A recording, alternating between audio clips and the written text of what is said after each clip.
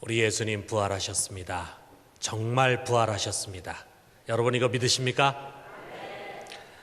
이거는 만들어낸 이야기도 아니고 무슨 상징이나 또는 신화도 아니고 역사적인 사실입니다. 이 부활이 복음의 핵심이에요.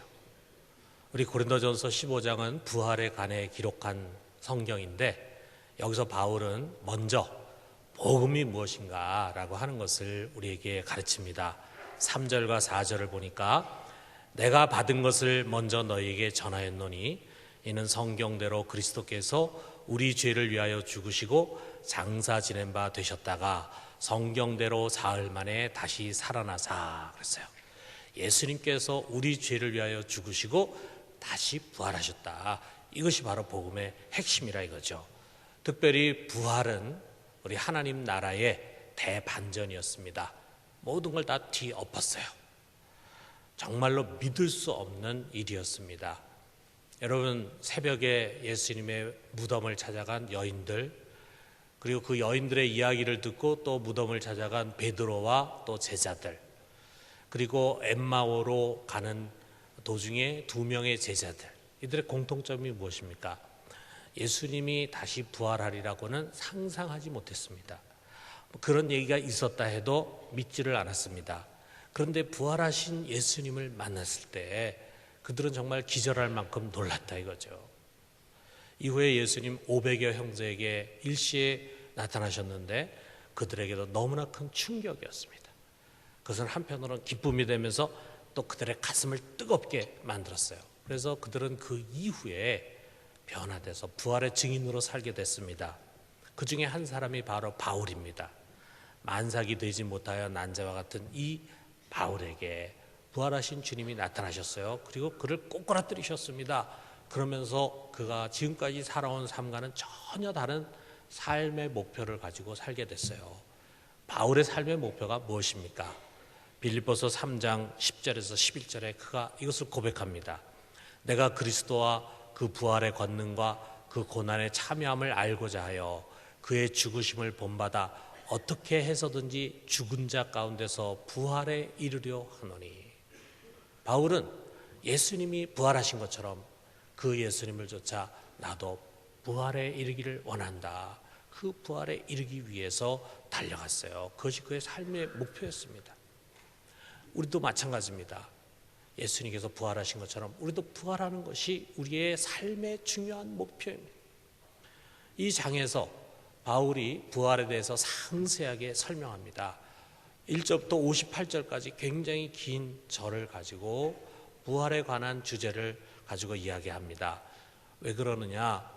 그가 전도해가지고 그가 개척해서 세운 고린도 교회에 부활이 없다 하는 사람들이 나왔다 이거예요. 여기 12절에 보니까 그리스도께서 죽은 자 가운데서 다시 살아나셨다 전파되었거늘 너희 중에 어떤 사람들은 어찌하여 죽은 자 가운데서 부활이 없다 하느냐. 자, 이 사람들은요 예수님이 부활하셨다라고 하는 것을 부인하는 게 아니에요. 그럼 뭐냐? 우리가 부활한다는 거, 우리가 죽은 다음에 그 죽은 사람이 다시 부활한다는 거, 이거 믿을 수 없다 이거예요.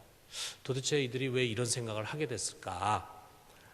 이들의 사상은 어떤 것일까? 신학자들이 여러 가지 다양한 견해를 갖고 있지만 가장 공감 가는 주장을 따라서 이들을 추적해 보면은 우리가 2가지로 생각할 수 있어요. 첫 번째로는 이들이 너무 영적인 사람들이었다라고 하는 거예요. 자, 우리 고린도라고 하는 도시는요 항구 도시인데 그 당시에 그리스의 중심 도시와 같았습니다. 아주 부유하고 그리고 화려하고 그러다 보니까 자연히 문화가 많이 발달하고 또 인물들이 많이 모여들었겠죠. 재주 있는 사람들, 학식 있는 사람들 많이 모여들었겠죠. 그래서 거기에는 그 당시 풍미하던 헬라 철학에 익숙한 지성인들이 많이 있었어요. 그 당시 세상 학문에 굉장히 익숙해 있는 사람들이 교회 안에도 많이 있었다 이거죠. 소위 세상 지혜 있는 자들이었습니다. 그래서 우리가 고린도전서를 읽어보면은 바울이 그 초대에 이 세상 지혜에 대한 이야기를 많이 합니다. 세상 지혜 있는 자들에 대한 이야기도 많이 합니다. 바울의 이야기는 뭐냐면 우리가 세상 지혜를 가지고 하나님 알 수 없다. 우리가 세상 지혜를 가지고 영적인 세계를 이해할 수 없다라고 하는 걸 얘기하는 거예요. 그런데 이 지성인들이 이 생각의 틀을 바꾸는 것이 참 어렵습니다. 그들이 지금까지 옳다고 생각하고 배운 그 헬라 철학의 성향을 완전히 탈피하기 어려운 거예요. 그 헬라 철학이 뭐냐면 영육 이원론입니다. 그러다 보니까 이들은 영을 매우 중요하게 생각해. 그러면서 육은 무익하다. 이제 이런 생각에 젖어 있었던 거죠. 그러다 보니까 너무 영적인데 치중을 했습니다. 여러분 잘 아는 것처럼 고린도 교회는 은사운동이 굉장히 많이 일어나고 거기에 따른 부작용도 많았잖아요. 그 이유 중에 하나가 뭐냐면 이런 이원론적인 영향이 그 교회에 컸어요. 그렇기 때문에 이들은 육신의 부활에 있어서는 아주 부정적이었습니다. 특별히 우리 죽은 자의 부활이다라고 하는 말이 헬라어로 아나스타시스 네크론 이렇게 되는데, 이 말을 이들은 어느 식으로 해석했냐면 죽은 시체가 다시 살아남 이렇게 이해했다 이거죠. 벌써 거부감이 딱 생기는 거죠. 죽은 시체가 다시 살아나? 그게 뭐냐 도대체, 이런 생각을 이제 갖게 된 거예요. 리처드 헤이스라고 하는 사람이 이들의 생각을 이렇게 각색을 했습니다. 예수님의 부활은 하나님께서 진리의 지식을 소유한 사람들의 삶 속에서 이루시는 영적인 변화에 대한 멋진 비유다. 부활은 우리가 우리의 지혜와 영적 은사들 안에서 경험하는 성령의 능력을 상징한다. 그러나 시체들이 다시 살아난다는 이미지는 어린아이와 같이 유치한 근본주의자들만 위한 것이다. 영적인 우리들은 그것이 혐오스럽다. 자, 죽은 자들의 부활을 시체들이 다시 살아나는 것이다. 이렇게 폄하하면서 그것은 문자 그대로만 외우려고 하는, 문자 그대로 믿으려고 하는 근본주의자들의 유치한 발상이다. 우리 영적이고 또 지성이 있고 그야말로 고결한 신앙생활을 하는 사람들에게는 혐오스럽다. 그래서 이들에게 부활이라는 건 뭐냐? 부활은 예수님 부활하셨는데 그것이 갖고 있는 의미는 우리에게는 우리 옛사람이 죽고 그리고 우리의 영이 새로운 피조물로 거듭난 것이 부활이다. 자, 우리가 예수 그리스도와 연합해가지고 그의 죽으심과 그의 부활과 연합하게 되지 않습니까? 자, 로마서 6장 5절에 보니까 그런 말씀이 있어요. 만일 우리가 그의 죽으심과 같은 모양으로 연합한 자가 되었으면 또한 그의 부활과 같은 모양으로 연합한 자도 되리라. 예수 그리스도의 십자가의 죽음과 부활의 의미를 우리가 이렇게도 해석할 수 있습니다. 우리가 그리스도의 십자가와 부활은 무엇을 의미하느냐? 우리가 그리스도와 연합해서 그와 함께 죽고 그와 함께 부활해서 새 생명으로 태어나는 것을 의미하는 것이다. 그런데 여기까지만 그들은 받아들였다 이거예요. 그래서 어떤 사람들은 여기서 더 나아가지고 그러기 때문에 우리는 이미 부활했기 때문에 부활은 이미 다 지나갔다. 육신의 부활은 필요가 없다. 육신의 부활은 없다. 이렇게 해서 육신의 부활을 거부한 것입니다. 두 번째로는 뭐냐면 육의 부활이 필요가 없다는 거예요. 여러분, 우리가 죽은 다음에 펼쳐지게 될 그 세계를 자세하게 알기는 참 어렵습니다. 성경이 그 영의 세계를 일일이 다 문자적으로 우리에게 가르쳐주기 어려웠겠죠. 그러다 보니까 이제 오해되는 부분도 있어요. 자, 예수를 잘 믿던 사람이 세상을 떠납니다. 그러면 그 다음에 어디로 갈까요? 그 영혼은 어디로 가겠습니까? 여러분 어떻게 생각하십니까? 아마 여러분 대부분이 천국에 간다 이렇게 생각하실 겁니다. 저 하늘에 하나님께서 계신 처소에 그곳에 가서 거기서 안식하고 그리고 영원히 살게 된다. 자, 거기서 영원히 살게 된다 그러면 그럼 다 된 거 아니냐? 또 부활이 뭐가 필요하냐 이거죠. 그 영원히 천국에 가서 살다가 그러면 예수님 재림하실 때 다시 또 지상에 내려와 가지고 그래서 부활을 해서 그래서 육신을 입고 그래서 다시 또 천국으로 돌아가는 건가? 아니 그냥 우리 영혼이 천국에 가가지고 그냥 거기서 죽지 않고 영원히 살면 되지 않는가?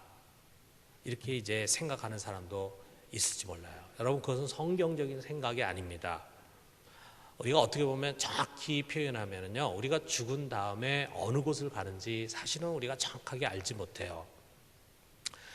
어떤 사람들은 낙원이라는 곳에 간다고 생각을 합니다. 낙원이라는 공간이 따로 있어가지고 거기 가서 우리가 잠시 쉬다가 예수님께서 재림하실 때 부활해가지고 부활한 몸으로 이제 천국으로 그때 가게 된다, 이렇게 생각하는 사람도 있고, 또 오늘 우리가 읽은 성경에도 그런 표현이 있지만 우리 성도들이 죽은 것을 뭐라 그러냐면 잔다 그러거든요. 잔다, 우리가 잔다 라고 하는 표현처럼 우리 예수를 믿고 죽으면은 우리가 수면 상태로 들어가는 것이다.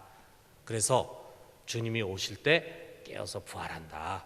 그럼 뭐 주님이 처음에 약속하신 날부터 지금까지 쳐도 2000년이라는 세월이 지나는데 그 긴 세월을 어떻게 자느냐 하지만, 여러분 우리가 잠을 잘 때 보면은 아주 깊이 잠을 자면은 좀 전에 잠이 든 것 같은데 벌써 6시간을 잤어요. 그런데 좀 전에 잠이 들다 금방 깨난 것처럼 생각이 되거든요.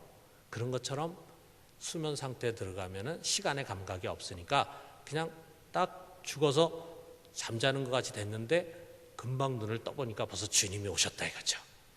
아마 그렇게 될 것이다, 이렇게 이제 이야기하는 사람들이 있어요. 그런데 우리가 이 천국이라고 하는 것, 이 보통 우리가 생각하는 천국이라고 하는 것은 새 하늘과 새 땅인데, 그 새 하늘과 새 땅이라고 하는 것은 또 지옥이라는 것, 불못이라고 하는 것도 마찬가지고 예수 그리스도가 재림한 이후에 가게 되는 곳이에요. 지금 우리가 죽은 다음에 가는 것이 아니라 예수 그리스도가 재림한 이후에 심판하고 난 다음에 믿는 사람들은 새 하늘과 새 땅으로, 안 믿고 또 마귀와 함께한 사람들은 이제 불못으로 던져지게 된다 이거예요. 한 가지 분명한 사실은 이 새 하늘과 새 땅을 우리가 영혼으로 가는 것이 아니라 몸으로 가는 것이다. 그러기 위해서는 부활을 해야 한다라고 하는 것입니다. 우리 바울보다 100년 뒤에 활동했던 순교자 저스틴이라는 사람이 있어요. 이 사람이 유대인 트리포와의 논쟁에서 이런 말을 합니다. 그리스도인이라 불리우는 사람들 중에 죽은 자들의 부활은 없고 그들의 영혼은 죽을 때 천국으로 불려간다고 말하는 이들이 있다. 보통 우리가 죽은 다음에 천국 가면 끝이다 이렇게 생각하는 사람들이 있다면 바로 이런 사람들이죠. 저들은 사악하고 경건지 못한 이단들이다. 나는 다른 이들처럼 모든 점에서 정신이 제대로 박힌 그리스도인들은 죽은 자들의 육신의 부활이 있으리라는 것을 확신한다. 이 순교자 저스틴은 이런 사람들 아직 이단이다 이렇게 못을 박았어요. 바울 역시 죽은 성도들의 부활을 믿지 못한다면 그것은 복음 전체를 부인하는 것이 된다라고 이렇게 단호하게 책망을 합니다. 13절에서 15절 보면은 예수의 부활은 믿지만 죽은 자의 부활은 믿지 않는다고, 죽은 자가 부활하는 것이 없다면 예수님이 어떻게 부활했겠느냐, 그러면 예수님이 부활하지 못했다면 예수가 부활했다고 전하는 우리는 거짓말쟁이가 되는 게 아니냐. 또 17절에서 19절에 보면 더 나아가서 만약에 예수님이 부활하지 못했다면 우리 믿음도 헛되고 우리는 여전히 죄 가운데 있고 그리고 예수를 믿고 죽은 자도 다 망할 것이다. 아울러서 이 부활을 소망으로 삼고 지금 이 세상에서 참고 절제하고 고난을 감수하며 사는 우리들은 세상에서 가장 불쌍한 사람들이다 라고 이야기를 합니다. 이것처럼 예수님이 부활하는 것뿐만이 아니라 그를 믿는 우리도 부활한다고 하는 부활신앙이야말로 복음의 기둥과 같은 것이라 이거죠. 그것을 만약에 뽑아버리면 다른 것들도 하나둘씩 다 무너져 버리게 된다는 것입니다. 그러므로 예수 그리스도가 부활한 것처럼 우리도 반드시 부활합니다. 예수 그리스도가 우리의 부활의 첫 열매가 되셔서 우리가 들어갈 수 있는 부활의 문을 활짝 열어놓으신 것입니다. 그렇다면 여러분, 우리의 부활이 어떻게 이루어질까요? 우리가 오늘 이걸 한번 생각해봐요. 예수님이 죽은 지 사흘 만에 무덤을 열고 부활하신 건 우리가 다 믿고 있습니다. 우리의 부활은 어떻게 이루어질까요? 이것은 미래의 일이죠. 여기 50절에 보니까 이런 말씀이 있어요. 형제들아, 내가 이것을 말하노니 혈과 육은 하나님 나라를 이어받을 수 없고 또한 썩는 것은 썩지 아니하는 것을 유업으로 받지 못하느니라. 여러분과 내가 지금 갖고 있는 이 몸은 썩을 몸입니다. 언젠가 때가 되면 땅속에 들어가 썩어 없어질 몸인데 이런 유한한 몸은 하나님 나라에 들어갈 수 없다는 거예요. 이것은 그곳에서 영광을 누리며 살 수 없다는 것입니다. 그러면 어떻게 합니까? 우리가 이런 몸이 아니라 다른 몸을 입는데 그 몸은 어떤 몸이냐면 영의 몸이라고 하는 거예요. 영의 몸을 입고 부활합니다. 44절에 보니까 육의 몸으로 심고 신령한 몸으로 다시 살아나나니 육의 몸이 있은즉 또 영의 몸이 있느니라 그랬어요. 여기 지금 육의 몸, 영의 몸 이렇게 나오는데 그 육의 몸이라는 것은 지금 여러분과 내가 갖고 있는 이 자연적인 몸입니다. 내추럴 바디예요. 이거는 뭐 우리가 수명이 다해서 살다가 끝이 나면은 땅 속에 들어가서 썩는 거죠.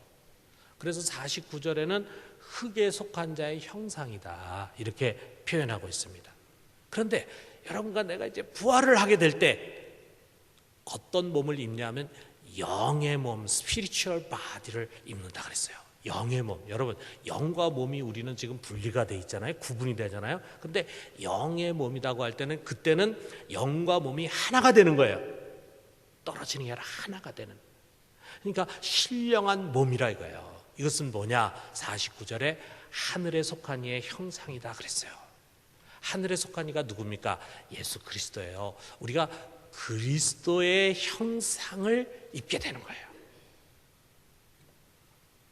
빌립보서에서는 뭐라 그랬냐면요, 3장 21절에 그는 만물을 자기에게 복종하게 하실 수 있는 자의 역사로 우리 낮은 몸을 자기 영광의 몸의 형체와 같이 변하게 하시리라. 자기 영광의 몸의 형체, 예수 그리스도의 영광의 몸의 형체로 우리가 바뀌어지는 겁니다. 여러분 한번 상상해 보세요. 예수님이 부활하셨을 때 제자들 만났잖아요. 그때 그 예수님은 막 문을 썩 통과합니다. 그 몸은 육과 분리되는 몸이 아니라 영과 함께 있는 몸. 그래서 영의 몸, 신령한 몸, 그것은 신적인 몸인데 바로 그런 신적인 몸을 우리도 갖게 된다는 거예요. 여러분 생각만 해도 가슴이 뛰지 않습니까? 그날 우리가 부활하게 되면은 예수 그리스도와 같은 형상의 신적인 몸을 갖게 되는 거예요. 그리고 우리가 영원히 사는 거예요. 그게 언제입니까? 하나님께서 정해놓으신 그날이에요. 카이로스라고 하는 그날이 오면은 온 우주가 다 들을 수 있도록 천사장이 호령을 하고 그 다음에 마지막 나팔, 마지막 팡파르가 울려 퍼질 것입니다. 그러면 동시에 예수님께서 영광 중에 재림을 하십니다. 그때 이미 예수를 믿고 죽은 자들이 이 영의 몸, 그리스도의 영광의 몸을 입고 부활하는 거예요. 그리고 그때 살아있는 사람들은 그 자리에서 그의 몸이, 육의 몸이 신령한 몸으로 변화가 되는 것입니다. 그 몸이 얼마나 대단한지 그 속에 신적인 능력이 있어가지고 사망이 아무리 공격을 해도 죽일 수가 없어. 그럼 우리가 이 세상에 사는 사람들은 다 반드시 죽게 되기 때문에 사망을 두려워하잖아요. 죽음을 두려워하잖아요. 그래서 사망 권세가 우리를 꽉 지배하고 있는데 부활해서 신령한 몸을 입고 있는 우리 앞에서는 그 사망이 아무 힘을 쓸 수가 없습니다. 오히려 사망이 무기력하게 무릎을 꿇는 것입니다. 그래서 57절에 보니까 우리 주 예수 그리스도로 말미암아 우리에게 승리를 주시는 하나님께 감사하노니 우리가 마지막 날 부활함으로써 승리를 하게 되는 것입니다. 그럼 그 다음 스토리는 뭡니까? 이제 죄와 사망과 마귀와 그 마귀에 붙어있는 모든 자들, 죄인들이 불못이라고 하는 곳에 던져지게 되는 거예요. 거기서 영원히 고통받으며 살게 되는 거예요. 그러면 이제 만유는 모든 부정한 것들이 다 제거되면서 다시 거룩해집니다. 그래서 그야말로 새 하늘과 새 땅이 되는 것입니다. 거기서 우리는 이 신령한 몸을 가지고 주님과 함께 하나님의 상속자가 돼서 거기서 영광을 누리고 사는 거예요. 하나님이 여러분에게 주시려고 하는 유산이 어마어마합니다. 여러분 이 세상에서 그저 조그만 재물 가지고 너무 툭탁툭탁 하지 마세요. 여러분 하나님께서 여러분에게 주려고 하는 게 어마어마합니다. 그곳에 가면은 우리는 단순한 사람이 아니라 신적인 존재가 돼서 영원히 그분과 함께 그곳을 산다 이거예요. 아울러 우리가 이 세상에서 수고하고 고난당하고 헌신한 만큼의 상급과 면류관이 그곳에서 주어지는 것입니다. 자, 여러분 그렇다면은 이 부활의 신앙은 우리가 죽은 다음에나 쓸모 있는 우리로 천국 가게 하는 그런 정도의 도구에 불과한가? 그것이 아니라 이거죠. 여러분, 이 부활은 미래에 일어날 일이지만 그러나 그 미래에 일어날 우리의 부활에 대한 믿음을 가지고 소망을 갖고 있을 때 그 부활 신앙은 이 세상을 이길 수 있는 힘이 되는 것입니다. 여러분, 우리가 만약에 이 부활 신앙으로 충만하다고 생각해 보세요. 지금까지 제가 여러분에게 말씀드린 그대로 예수님께서 부활하신 날 그와 같은 어마어마한 영광의 일이 우리에게 일어날 것이다라고 하는 것을 우리가 확신하고 살아간다고 할 때 어떻게 되겠습니까? 우리는 어떤 일을 만나더라도요, 낙심하지 않아요. 슬픈 일을 만나도 기뻐하고 여러 가지 우겨싸움을 당해도 염려하거나 두려워하지 않아요. 왜냐? 우리 속에 살아있는 소망이 있거든요. 우리는 마지막에 병과 죽음도 두려워하지 않습니다. 우리는 강한 사람으로 세상을 살아갈 수 있어요. 아울러 우리는 작은 욕심에 목매달지 않습니다. 그저 일시적인 향락을 추구하면서 몸을 더럽히지 않아요. 헛된 일에 우리의 인생을 허비하지 않습니다. 그래서 부활의 신앙은 우리를 바르게 사는 사람으로 만드는 것입니다. 뿐만 아니라 우리가 그날에 받을 상급이 있잖아요. 다른 사람보다 더 큰 상급을 받기 위해서 이 땅에서 우리는 주의 일에 더욱 힘쓰는 자들이 되는 것입니다. 하루하루 우리가 주님을 위해서 헌신하고 주님을 위해서 한 모든 것들은 땅에 떨어지거나 사라지지 않고 다 저장이 돼서 그날에 그곳에서 드러날 것입니다. 그래서 헌신하는 사람이 되는 것입니다. 그래서 여러분, 우리 부활은 미래에 일어날 일이지만 그 부활을 믿는 신앙은 우리로 하여금 이 세상에서 강한 사람이 되게 하고 바르게 사는 사람이 되게 하고 그리고 주님의 일에 헌신하는 사람이 되게 하는 것입니다. 그렇기 때문에 이 부활장의 마지막은 이거예요. 58절에 보니까, 자, 우리 같이 한번 읽어봅시다. 그러므로 내 사랑하는 형제들아, 견실하며 흔들리지 말며 항상 주의 일에 더욱 힘쓰는 자들이 되라. 이는 너희 수고가 주 안에서 헛되지 않은 줄 알미라. 너희 수고가 주 안에서 헛되지 않다. 지금 너희가 주님을 위해서, 복음을 위해서, 하나님 나라를 위해서 땀 흘리고 애쓰고 희생하고 헌신하고 고생하고 고난당하는 그 모든 것들을 다 기억하고 계시고 언젠가 부활의 날에 하나님 우리에게 갚아주실 것입니다. 사랑하는 성도 여러분, 예수님 부활하셨습니다. 우리도 부활할 것입니다. 여러분, 이거 믿으십니까? 주님이 오시는 날 우리 다 함께 부활해요. 우리 부산유감교회 성도들 한 사람도 예외 없이 이 부활에서 누락되는 자 없이 다 함께 부활해요. 꼭 그렇게 되기를 바랍니다. 뿐만이 아니라 여러분이 사랑하는 부모님, 여러분의 형제, 여러분이 사랑하는 자녀, 사랑하는 친구, 사랑하는 이웃, 여러분 그 부활에 빠져서 되겠습니까? 기회가 또다시 있다면 다시 한번 도전하겠지만 기회는 한 번밖에 없잖아요. 그들이 어떻게든지 부활 가운데 인도받아야 합니다. 그들이 어떻게든지 부활에 이룰 수 있도록 도와줘야 합니다. 그것이 여러분과 내가 갖고 있는 책임입니다. 사랑하는 성도 여러분, 절제하고 헌신해서 누구보다 더 많은 상급과 면류관을 받도록 합시다. 항상 주의 일에 힘쓰는 우리 모두가 되기를 주님의 이름으로 축원합니다.